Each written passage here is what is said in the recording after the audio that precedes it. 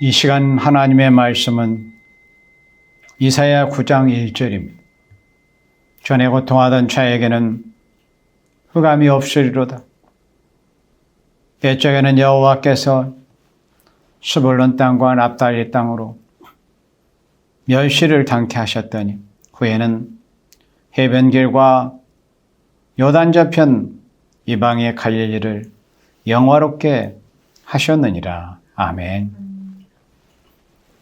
이사야 9장의 말씀은 그리스도의 영원한 왕국이 어떻게 이루어질 것인가 하는 것에 관한 예언의 말씀입니다. 그래서 제목이 왕국 건설이에요. 이 세상 나라는 다 앞으로 없어집니다. 다니엘 11장 44절 말씀처럼 열방, 열국은 다 산에서 뜨인 돌이 올라와서 다 우상화되어 있는 세상, 열국은 다 쳐서 파해버리고 영원히 무너지지 아니할 예수님을 통해서 이루어지는 영원한 그리스도의 왕국이 이 땅에 먼저 일단 지구에서 1000년 동안 이루어지고 그리고 영원한 나라로 이제 영속이 되는 겁니다. 그 영원한 왕국이 어떻게 이루어질 것인가 하는 것을 이제 예수님이 오신 때로부터 이제 말씀을 하신 것이 바로 이사야 9장입니다. 물론 하나님의 모든 그 경륜은 창세전부터 다 작정이 되어 있지만 이제 본격적으로 하나님의 그 작정과 또 선지자들에게 예언케 하신 그 말씀대로 이제 왕국이 이루어지는 그 본격적인 시점이 언제인가 하는 것을 이사야 9장 1절부터 이렇게 말씀하실 때 전에 고통하던 자에게는 흑암이 없으리로다. 옛적에는 여호와께서 스불론 땅과 납달리 땅으로 멸시를 당케 하셨더니 후에는 해변길과 요단 저편 이방의 갈릴리를 영화롭게 하셨느니라. 그러니까 이 말씀은 이제 실제로 구약된 지역적으로 멸시를 받던 갈릴리라는 그런 지방을 들어서 하나님의 역사를 이렇게 이제 말씀을 하신 겁니다. 그리고 예수님 2000년에 이 땅에 오셨을 때 우리가 신약성경 읽어보면 그런 느낌을 받잖아요. 유대인들의 그런 선민의식. 자신들은 그런 유대 민족을 통해서만 천지와 만물을 창조하신 여호와 하나님께서 뭘 어떻게 하시고 또 유대인들이 중심돼서 세계를 통일하고 그런 어떤 시오니즘에 의해서 모든 세계의 중심 또 주도권을 유대인들이 가진다. 뭐 그런 이제 유대인의 그런 메시아 관념이 있었어요. 그런데 예수님이 이 땅에 오셔가지고 그걸 깨트려 버린 것이 바로 이사야 9장 1절에서부터 예언이 된 겁니다. 예수님 오셔서 갑자기 그렇게 하신 게 아니라 말씀이신 예수님께서 그 때가 이 이사야 9장 1절 말씀이 이루어지기 대략 한 700여 년 전에, 대략 700여 년 전에 말씀으로 이사야에게 임하셔가지고 그 말씀이 육신이 돼서 오실 그 예수님께서 이 땅에 이루실 그 역사를 하나님의 사람 이사야에게 성령께서 말씀으로 임재하셔가지고 이렇게 예언케 하셨어요. 그래서 이사야 9장 1절로 2절은 이미 이루어진 말씀이 돼버렸어요. 왕국 건설은 어떻게 해서 이루어질 것인가 할 때 이방의 갈릴리를 영화롭게 하는 일이 이제 있음으로써 영원한 왕국이 이루어지는 본격적인 역사가 거기서부터 이제 출발하게 된다 하는 것을 말씀을 하신 것입니다. 그래서 전에 고통하던 자, 흑암이 없다. 또 옛적에는 스불론 땅, 납달리 땅, 멸시를 당케 하셨다. 실제로 성경을 읽어보면 열왕기상 9장에서 그 솔로몬 시대에 큰 역사가 있었잖아요. 성전도 건축하고 왕궁도 건축하고 그런 일에 많은 도움을 주었던 사람이 두로왕 히람이었는데 그 공사를 이제 다 마칠 줄 솔로몬 왕이 수고의 대가로 이제 선물을 합시고 선물이 아니죠. 일을 했으니까 수고의 대가를 합시고 갈릴리 땅을 이제 죽었어요. 이제 나중에 갈릴리라고 이름이 되어져. 좋다고 이제 두로왕 히람이 이제 솔로몬 왕이 하사했다는 그 땅을 가보니까 자기 기대밖에 영 엉망이야. 그냥 황폐한 그런 메마른 땅. 그러니까 쓸모가 없는 땅으로 보인 거예요. 기름진 좋은 땅이 아니라. 그래서 형제 어째서 나한테 이런 땅을 주었냐고. 그러면서 그 땅의 이름을 가불이라고 그렇게 했어요. 그 가불이 뭐냐면 갈릴리의 어원입니다. 가불이라는 것은 이제 말랐다는 거, 마른 땅. 쓸모없는 땅, 버려진 땅, 마른 땅.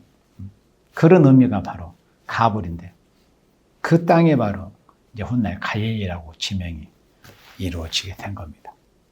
갈릴리는 어쨌든 지형적으로도 쓸모없는 기름진 땅이 아니었어요. 그리고 실제로 이제 그건 어떤 지형적인 의미지만은 진짜 여기서 말씀하신 것은 뭐냐면은 북쪽 이스라엘이 하나님 앞에 우상 숭배로부터 시작을 해 범죄했었잖아요. 그래가지고 아수르 왕이 북쪽 이스라엘을 멸망시켰잖아요. 주전 721년쯤에 주전 721년 내지 2년쯤에 북쪽 이스라엘을 멸망을 시켜가지고 거기 북쪽 이스라엘 사람들을 잡아가지고 포로를 끌어다가 이방인 한 곳에다 흩어버리고 그 땅을 이제 가만히 놔두면 이제 황폐화되니까 들짐승이 이제 들고 가니까 사람을 살게 하려고 자기가 정복한 적인 먼 곳의 땅을 사람들을 끌어다가 그곳에 살게 했습니다. 그것이 이제 사마리아고 갈릴리고 이런 땅이 북쪽 이스라엘 옛날에 이제 그 북쪽 열집바가 유해쳤던 그런 땅들입니다. 그래서 그나마 하나의 백성이라고 이름을 가졌던 육적 이스라엘 중에 남쪽 유다, 그러니까 유대인들 정도나 여호와 하나님을 신앙하는 그런 신앙을 어느 정도 명맥을 유지하고 있었던 거지. 북쪽 그 옛날 북쪽 이스라엘 지경은 거의 이제 이방화 돼버린 거예요. 사마리아화 이방화 돼버렸어요. 그러니까 유대인들 입장에서는 에이 저것들 이방족들하고 피가 섞이고 여호와 하나님도 제대로 섬기지 않고 이방인과 다름이 없는 것들 이렇게 이제 생각을 한 거예요. 뭐 우리나라에서도 뭐 지역 간에 막 서로 이렇게 좀 비하하고 이런 것들이 있잖아요. 뭐 전라도는 경상도 피하고 경상도는 전라도 피하고 이런 거. 이제 그때 당시에도 그런 게 있었어요. 지역적인 알력 이런 것이. 역사적인 것을 읽어보면은. 그러니까 유대인들의 입장에서는 그 갈릴리에서 사는 사람들이 아주 사람 같지 않게 보였던 그런 때였어요. 사마리아인 또 옛날에 북쪽 이스라엘 측에 살던 사람들이 이방인의 피가 섞였다는 거죠. 이방인의 피도 섞이고 또 이방 문화가 들어와가지고 이방화됨. 그러니까 아주 이 갈릴리 사는 사람들은 아주 좋지 않게 봤어요. 실제로 요한복음 7장에서도 그 제사장들과 바리새인들이 예수님을 잡아오게 했습니다. 졸개들이 보내가지고. 그 가서 보니까는 세상에 그 하석들 졸개들이 갔다 와서 예수님을 잡아오지를 않는 거야. 야, 너희들 왜 안 잡아왔어? 그러니까 이제 그 상상할 수 없는 그 말이 그 졸개들이 입에서 나옵니다. 지금까지 그렇게 말씀한 분은 우리가 보지 못했다고. 잡아가지고 오라고 명령을 받은 그 졸개들이 그런 말을 해버린 거야. 지금까지 그렇게 훌륭한 설교를 하신 분은 보지 못, 어떻게 우리가 그런 분을 잡아올 수 있느냐.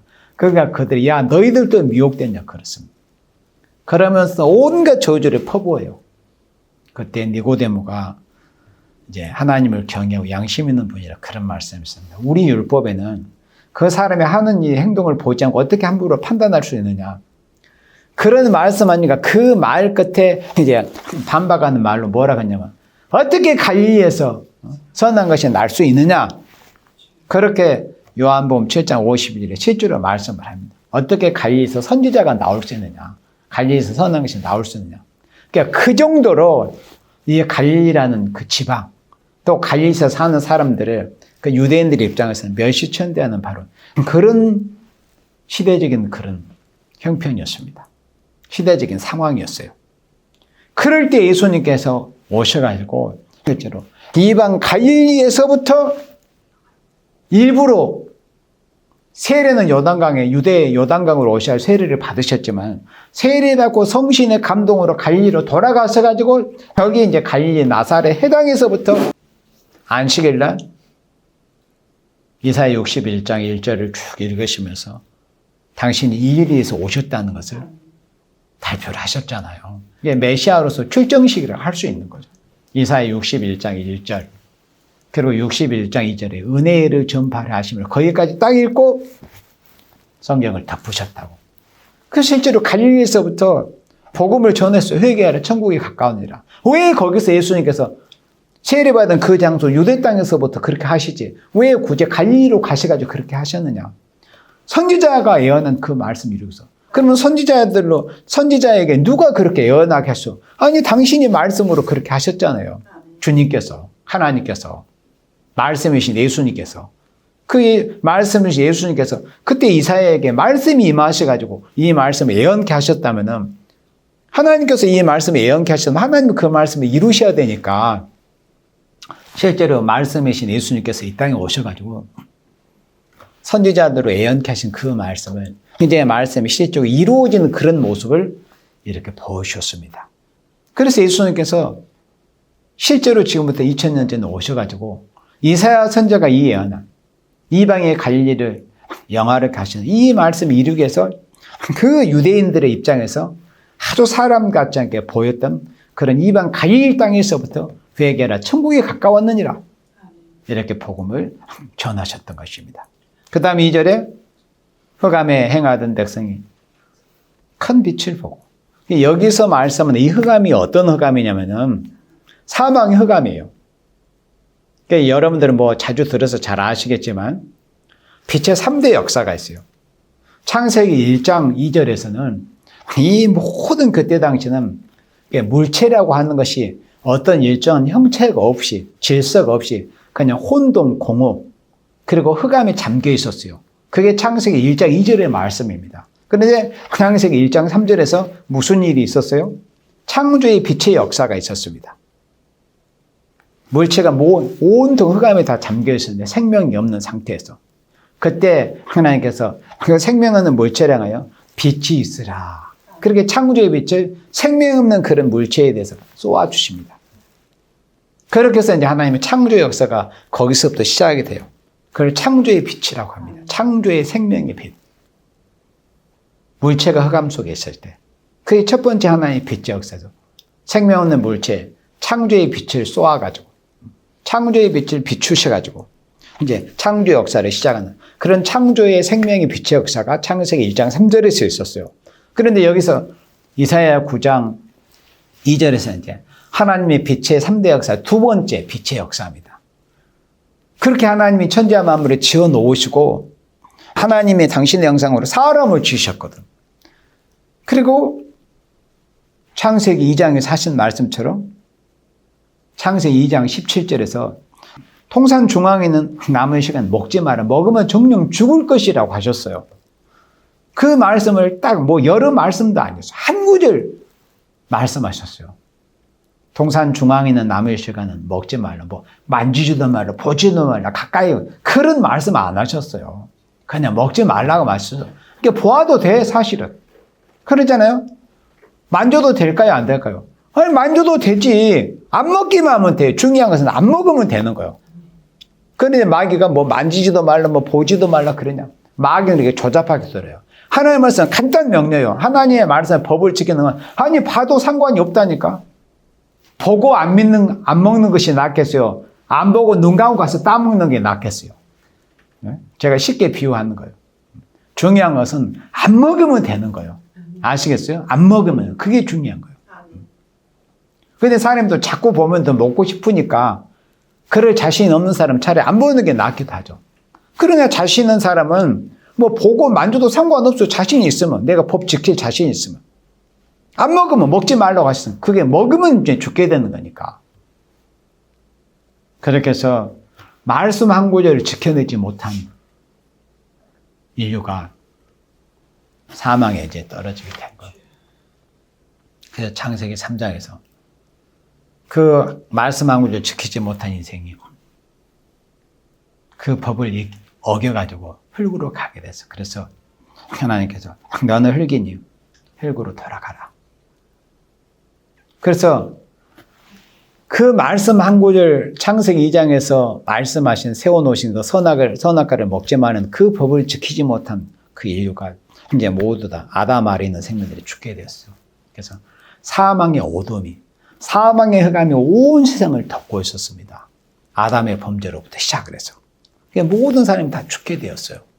그런데 예수님이 오셔가지고 요한복음 1장을 사절해서 이 사망의 어둠에 처해 있는 이 인류에게 생명의 빛을 비춰주셨습니다. 그래서 흑암에 행하던 백성이, 여기서 흑암은 선악과를 따먹고 모든 인류가 죽게 된 사망의 흑암이에요.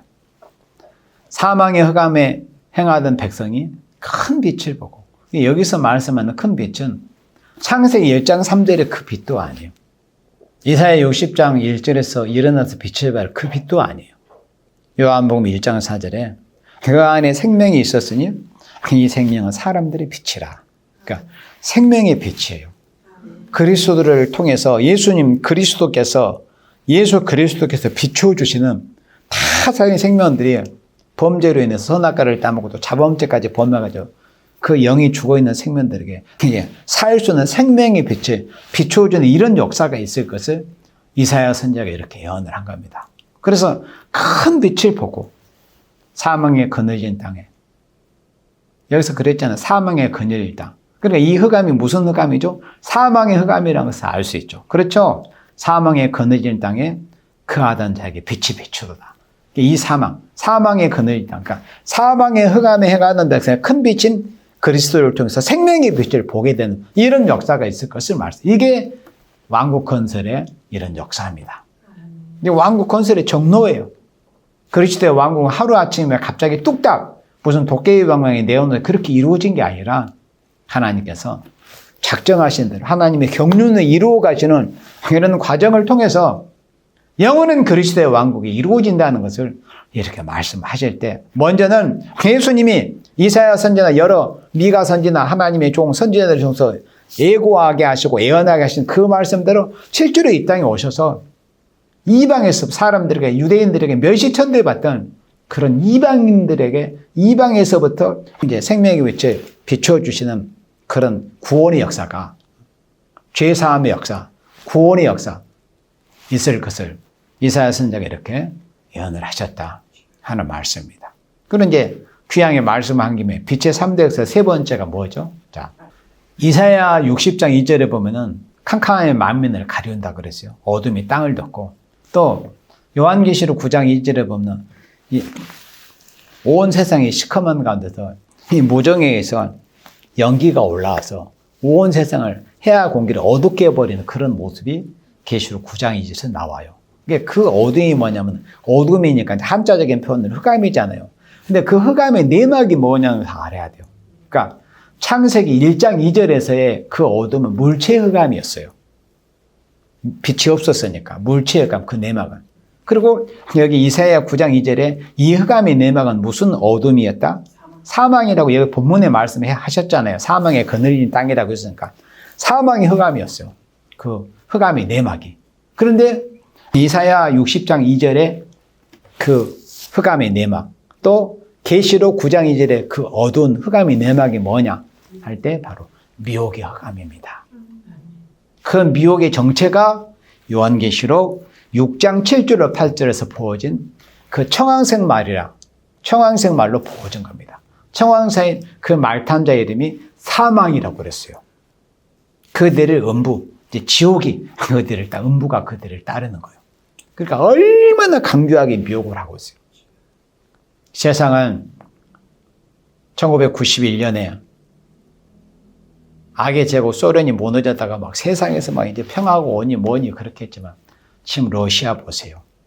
얼마나 성경 말씀이 정확하게 이루어져 가고 있습니까? 계시록 17장에서 예고한 그 8번째와, 그리고 이 푸틴 그 녀석이 얼마나 개울에 능한지, 러시아 종교를 이용해가지고 자기가 뭐 독실한 신자인 것처럼 그렇게 하지만은, 그냥 엄청난 개울로 그냥 종교를 이용하는 것 뿐이에요. 러시아 종교는 정상적인 교회가 아닙니다. 절대 아니에요. 정상적인 교회라면은, 정상적인 교회고 그들이 정상적인 기독교인이라고 하면은 푸틴에 대해서 왜 당신은 그러냐고. 왜 무고한 생명을 죽이고 다른 나라를 침략하냐고. 그렇게 종교인들이 말 한마디로 해야 돼. 말 한마디도 안 합니다. 입도 뻥끗 못해요. 오히려 동조하는 거예요. 그래, 얼마 전에는 우크라이나에 이제 동방 종교회죠. 그러니까 우크라이나도 원래는 이제 그 옛날에 소련 땅에 이제 같이 포함이 되어 있었기 때문에 러시아 종교회 그 교회 소속이어서 교단 소속이 지금 우크라이나 교회가. 근데 그 우크라이나 교회에게 예배당에 미사일이 떨어졌어요. 그러면은 그 러시아 종교의 거자들이 정상적인 교인이라고 하면은 자기 형제들이 죽은 거잖아요. 그러면 푸틴한테 반박을 하고 왜 그런 살인을 저지르냐. 당장 중단해라. 그렇게 해야 맞잖아요. 아니에요. 그렇게 하는 게 아니에요. 그러니까 우리가 요한계시록 6장과 요한계시록 9장을 제대로 알지를 못하면은 이 세상이 어떻게 돌아가고 푸틴이나 이 공산 세력들이 어떻게 교회를 이용하고 음료하던 교회를 사용해가지고 그들의 세계 적화의 꿈을 이루려고 하는지 그걸 알 수가 없는 거예요. 그래서 예언의 말씀을 바로 알고 예언의 말씀을 읽고 두고 지켜야 하는 거예요.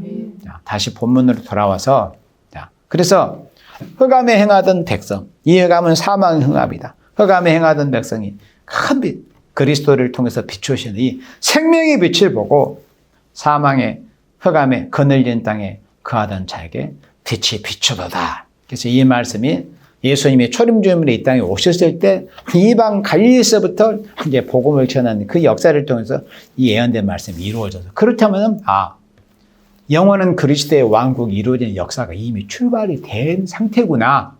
2000년 전에 본격적으로 이사야 선지자가 예고한 그 말씀이 벌써 왕국 건설의 역사가 본격적으로 이루어진 역사가 벌써 2000년 전에부터 시작이 됐구나 하는 것을 알 수 있단 말이죠. 그러니까 이제 여기서는 이제 지역적으로는 이방 갈릴리라고 이렇게 되어 있지만 영적인 건 뭐예요? 우리도 역시 유대인의 관점에서는 우리 역시도 이방인이에요. 그러니까 여기서 이방의 갈릴리는 우리가 실제로는 이방의 갈릴리께 해당이 되는 거예요. 우리들이. 육적 민족적으로. 그런데 우리에게 이제 그리스도의 생명의 빛이 비추어진 겁니다. 그래서 우리가 죄를 사함받고 예수님을 믿고 영원히 구원받고 제사함받고 이제 천국에 갈 소망을 받게 된 거예요.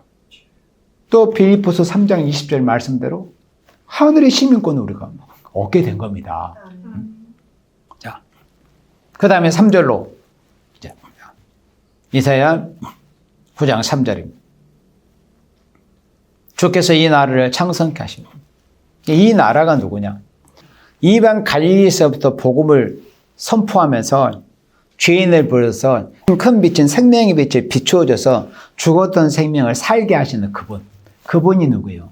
임마누엘이라 이름하시는 그리스도, 예수 그리스도를 가리킨 거예요. 그러니까 주께서 이 나라를 창성케 하시며 이 나라는 바로 그리스도를 통해서 이루어지는 왕국이에요. 영원한 왕국. 이 나라를 창성케 하시며 그 즐거움을 더하게 하셔서 추수하는 즐거움과 탈취물을 나누는 때 즐거움같이 그들이 주의 앞에서 즐거워하오니. 그러니까 왕국 건설의 역사가 이제 진행이 되는데 하나님의 경륜 가운데서 1절로 2절은 예수님의 초림에 대한 예언이에요. 예수님이 초림으로 오셔가지고 아까 제가 말씀한 것처럼 실제로 이방 갈릴리에서부터 복음을 선포하는 예수님께서 비로소 전파하여 가라사대 회개하라 천국에 가까웠느니라. 그렇게 이제 공식적으로 왕국 건설의 역사를 시작한 때로부터 이제 2000년의 세월이 흘렀습니다. 초림의 역사로부터 그걸 1절로 2절에서 말씀을 했고, 근데 여기 3절에서부터 이제 왕국 건설의 역사에 있어서 이제 두 번째 역사 단계예요. 그러니까 재림의 역사입니다. 왕국 건설의 역사는 초림으로 뭐 다 끝나버린 것도 아니고, 원래 이제 은혜시대 교회처럼 뭐 초림의 모든 것을 다 예수님이 이루셨다고 그렇게 하는 게 아니에요. 왕국 건설의 역사는 분명히 이렇게 시대가 나누어서 진행이 됩니다. 예수님의 초림의 역사와 예수님의 재림의 역사. 그럼 왕국 건설의 역사에서는 이제 3절로부터는 예수님의 재림의 역사를 이사야 선지로 예언케 하셨습니다. 자. 그래서 추수하는 즐거움과 탈춤을 나누는 때 즐거움같이 그들의 주의 앞에서 즐거워하오니 4절에 이는 그들의 무겁게 멍에와 그 어깨의 채찍과 그 압제자의 막대를 꺾으시되 그리고 하나님의 백성들을 신원해 주시는 이런 역사가 예수님의 재림의 역사예요. 그러니까 목에 멍에를 부러뜨려주고 그 목에 멍에를 덜어주고 그 어깨의 채찍, 그 어깨의 채찍을 그 압제자의 막대기를 꺾으시는 건 뭐예요? 하나님의 백성을 자유케 하시는 역사잖아요. 고통에서 풀어주는 역사, 신원의 역사. 이 예수님의 재림의 역사라는 거죠. 그런데 이 역사는 어떤 날과 같다는 것을 말씀할 때 미디안의 날과 같다는 것을 말씀을 했어요. 미디안은 우리가 이 사사기 7장에서부터 8장에 이렇게 읽어보면 7장과 8장을 읽어보면 미디안의 날이 어떤 날이라는 것을 이제 알 수 있습니다. 거기 역사적인 기록이 다 있기 때문에 사사 기드온을 통해서 하나님께서 어떻게 므낫세 지파에 스스로 작게 여겼다고 그렇게 생각을 한 그 므낫세 지파의 기드온이라는 그런 종을 통해서 하나님께서 어떤 역사를 하셨는가를 그 역사적인 배경을 들어가지고 인간종 말에도 마치 그런 역사가 있을 것을 말씀을 한 겁니다. 스스로 작게 여겼던 그 기드온이 결국에는 그 미디안 그 연합군에 비해서는 비교할 수 없이 미약한 그런 약한 그런 처지에 있었지만 그러나 하나님께서 이기게 하셔가지고 기드온의 300용사를 통해서 미디안의 그 10만이 넘는 생명들을 승리하는 그런 결과를 가져오게 되었단 말이죠. 이 미디안 조수들이 쳐들어왔다고 이제 공포를 전쟁이 이제 발발했다. 그러니까 나와 같이 싸울 생명들이 모여를 할 때, 그때 이제 수많은 생명들이 모여들었단 말이죠. 이제 군대에 자원한 생명들. 그래가지고 이제 두려워한 사람들은 돌아가라. 돌아가고 나서 이제 10,000명이 남았어요. 근데 하나님께서 10,000명 많다. 돌려보내라. 그러니까 어떤 식으로 이제 검열을 했느냐. 물 떠먹는 것으로 했어요. 그래서 주의 없이 생각 없이 막 그렇게 먹는 사람들은 다 돌려보내고 손바닥으로 물을 떠가지고 이렇게 개치를 하고 주위를 살피면서 이렇게 하는 사람 딱 300명만 선별을 했습니다. 그 기드온의 300용사를 통해서 결국에는 나중에 다른 이제 그 이스라엘의 지원도 받았지만은 결국에는 10만이 넘는 미디안 연합군을 승리하는 그런 역사가 있었습니다. 그 역사가 바로 미디안의 날과 같은 그런 날이라고 하는 겁니다. 그러니까 정말에도 하나의 백성들은 이방 세력에 비해서 말할 수의 새가 약해요. 사람 수도 좋고 미미합니다. 그렇지만은 마치 기드온 300용사를 들어서 엄청나게 강하고 많았던 그 이방족 미디안 연합군을 이겼던 것처럼 인간종 말에 재림의 역사가 바로 미디안의 날과 같은 원수를 다 심판해버리는 그런 역사가 있을 것을 이렇게 4절에서 말씀을 한 겁니다. 그 다음에 5절에 어지러이 싸우는 군인의 갑옷과 피 묻은 복장이 불에 석같이 살라지리. 어지러이 싸우는 군인의 갑옷, 피 묻은 복장이 불에 석같이 다 살라지니까 완전히 이제 다 심판해버린다는 거예요. 그리스도의 나라를 건설하는 왕국 건설의 역사를 대적하는 그 역사에 쓰임받은 하나님의 종과 사랑하시는 백성과 교회를 대적하는 이방 온 세력, 미디안 세력들은 하나님이 다 불로 살라서 불에 석같이 다 살라서 심판해버린다. 이런 말씀, 재림 심판의 역사입니다. 왕국 건설의 역사는 예수님이 초림주임으로 오셔가지고 이방에서 죄사함의 복음을 전하는 그런 역사도 있었지만은 또 예수님이 재림하셔가지고 원수, 대적하는 온 세력을 불로 살라서 심판해버리는 이런 재림 심판의 역사도 있다 하는 것을 이렇게 말씀을 한 거예요. 왕국 건설의 역사가 이런 순서로 진행이 된다는 것을 말씀을 하신 겁니다. 그래서 이 왕국은 완전 승리를 이루어 즐거움을 얻게 되는 데는 마치 기드온이 미디안 군대를 친과 같이 적군을 없이 하는 역사가 이루어진다는 것을 이렇게 말씀을 한 겁니다. 자, 그 다음에 6절입니다. 자, 6절부터는 이제 무슨 말씀이냐면은 1절로 2절에서 예수님께서 왕국 건설의 역사에 있어서 1절로 2절은 이방 죄인들을 살려주시고 그 다음에 이제 3절로 5절에서는 원수를 예수님 재림하셔가지고 심판하시고 원수를 없이 하셔가지고 영원한 왕국을 이룰 분은 어떤 분이냐 하는 것을 말씀할 때 바로 이런 분이시라는 것을 이제 6절에서부터는 말씀을 한 거예요. 그러니까 1절로부터 2절은 예수님의 초림의 역사, 3절로 5절에 예수님이 재림 심판의 역사, 왕국 건설 이런 역사가 1절로부터 5절까지 왕국 건설이 다 끝난 거예요. 1절로 2절은 초림 역사, 3절로는 재림의 역사, 3절 5절은 재림 승리의 역사, 재림 심판 승리의 역사. 그럼 왕국은 다 됐잖아요. 그럼 이제 도대체 그분이 어떤 분이시길래 1절로 2절 같은 이런 역사를 하셨으며 또 3절로 5절 같은 이런 역사를 하실 것인가 하는 것을 말씀한 게 바로 여기 이제 6절 위의 말씀이에요. 이분이 도대체 누구신가? 그분은 누구신가? 뭐 그런 복음성가도 있잖아요. 예수 그분은 누구신가 하는. 예수님은 누구신가? 예수님이 누구예요? 어떤 분이신가 하는 것을 이렇게 말씀을 한 거예요. 예수님은 누구신가? 그분이 누구신가? 영원한 왕국을 이루실 분이 도대체 누구신가? 할 때 6절에서 이는 한 아기가 우리에게 낳고 이제 이사야 7장으로 다시 돌아가는 거죠. 이사야 7장 14절에 처녀가 잉태의 아들을 낳으니 그 이름 임마누엘이 하리라. 그 말씀이요. 한 아들. 그렇죠? 그게 이사야 7장 14절 말씀이 이 말씀이에요. 우리에게 한 아기가 우리에게 낳는데 이사야 7장 14절에 하신 말씀. 한 아들을 우리에게 주신 바 되는데 그 어깨는 정사를 메었어요. 그게 이사야 7장 14절에 처녀로 태어났다는 것만 말씀하시고 또 이사야 7장 15절에 이제 악을 버리고 선을 택하는 심판이 있을 것을 말씀했잖아요. 그리고 버터와 꿀을 먹는 아름다운 새 시대가 이루어진다는 말씀했는데 여기서 다 그런 맥락에서 똑같은 말씀이 이렇게 표현만 다르게 지금 이렇게 말씀을 하신 거예요. 그러면 여기서 그분이 어떤 분이냐 해도 그 어깨는 정사를 메었다네. 정사를 메었다는 여기서 정사라는 의미는 이제 통치한다는 의미입니다. 통치자. 그 어깨에 정사를 메었다는 것. 옛날에 뭐 고대 그런 뭐 영화나 이런 것을 보면은 막 뭐 로마 왕들은 이런 사람들 어깨에 막 뭐 맸잖아요. 옷 그 의복 자체가 뭐 왕들은 이런 걸 뭐 어깨에 이렇게 비스듬하게 해서 맸잖아요. 이제 그런 걸 연상하시는 거니까 정사를 메었다는 것은 예수님께서 통치하신다는 것을 의미를 한 겁니다. 그러니까 한 처녀의 몸에서 태어난 이분이 영원한 왕국을 통치하실 분이다 이런 뜻이에요. 그 어깨는 정사를 메었다는 것은 통치자로서 오셨다. 그리고 그 이름은 이제 기묘자다.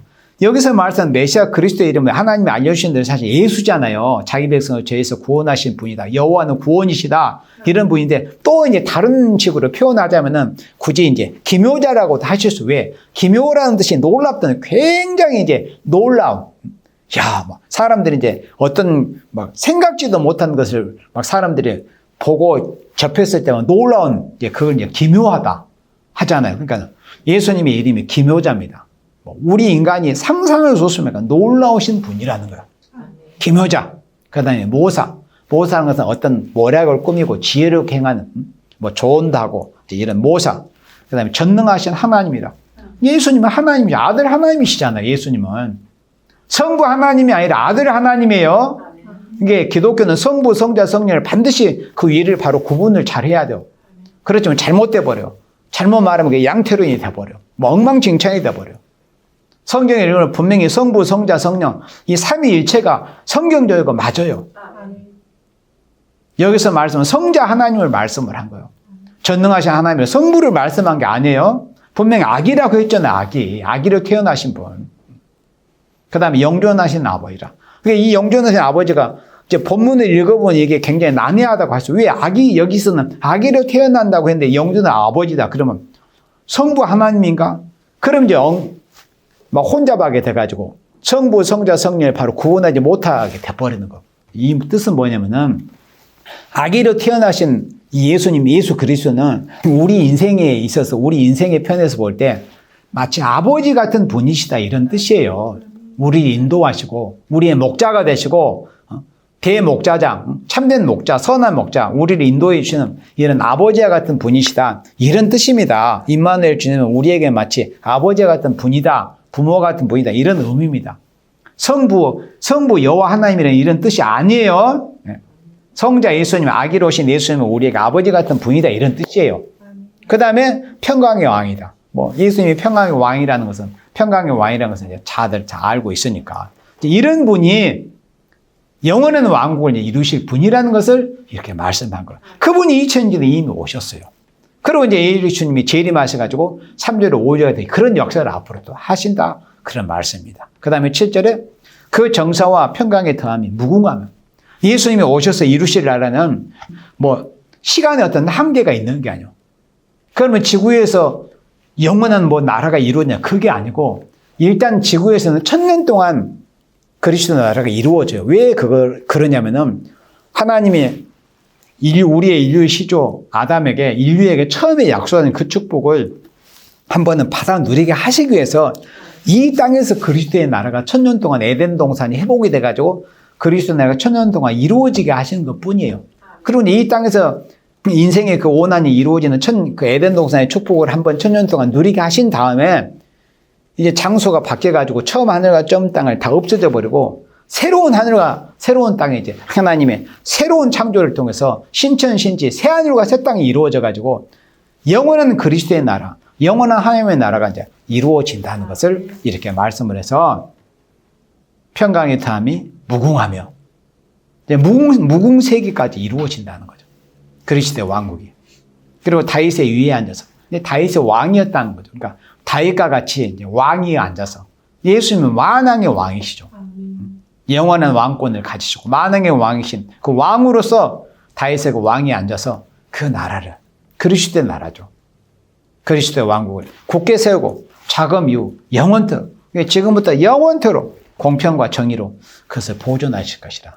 이 세상 나라처럼 뭐 오래되면 한 1000년 동안 지속됐던 나라 뭐 몇백 년 몇십 년 그러다가 무너져 버리는 그런 나라가 아니라 이 세상에 열구하던 그런 나라가 아니라 영원히 다음이 없고 영원히 무너지지 않는 그런 나라를 이루실 것이다.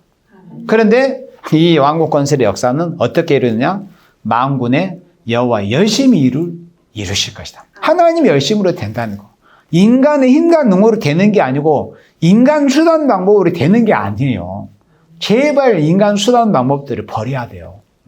뭐 이렇게 하면 어떻게 되겠지? 아무리 인간 수단 방법으로 뭘 숨기고 감추고 뭐 인간의 무슨 이제 속된 표현을 무슨 꼼수를 부리고 뭐 사람들을 적당히 속여가지고 이러면 뭐 이단 소리 안 듣겠지 뭘 안 듣겠지 다 소용이 없는 거예요. 그리스도의 나라는 하나님의 나라 그리스도의 나라는 인간의 무슨 힘, 뭐 능, 지혜, 방법 이것으로 되는 게 아니라 여호와의 열심으로 이루어진다는 거예요. 하나님의 열심으로. 하나님이 열심으로 역사하시니까 우리는 어떻게 해요? 이사야 62장처럼 여호와께서 쉬지 않고 일하시니까 우리도 열심히 일해야죠. 에레미야 성경에는 뭐라고 말해요? 에레미야 48장 10절에서는 여호와 일을 태만히 하는 자는 태만해서 칼을 금하는 자는 어떻게 해요? 피를 흘리게 하는 자는 저주를 당한다고 그랬잖아요. 그러니까 하나님도 열심으로 역사하시기 때문에 이사야 62장처럼 우리가 하나님을 쉬지 못하시게 하고 또 하나님께서도 우리를 쉬지 못하시게 당신이 열심히 신이시기 때문에 참된 종들도 쉬지 못하도록 이 영원한 왕국, 이 영원한 하나님의 나라 그리스도의 왕국 건설을 해서 열심히 충성하고 봉사해서 영원한 나라에서 영원한 왕권의 축복을 받으라는 것이 이 하나님의 사랑이고 하나님의 우리들 인생을 향한 하나님의 그 의도입니다. 그걸 알아야 돼요.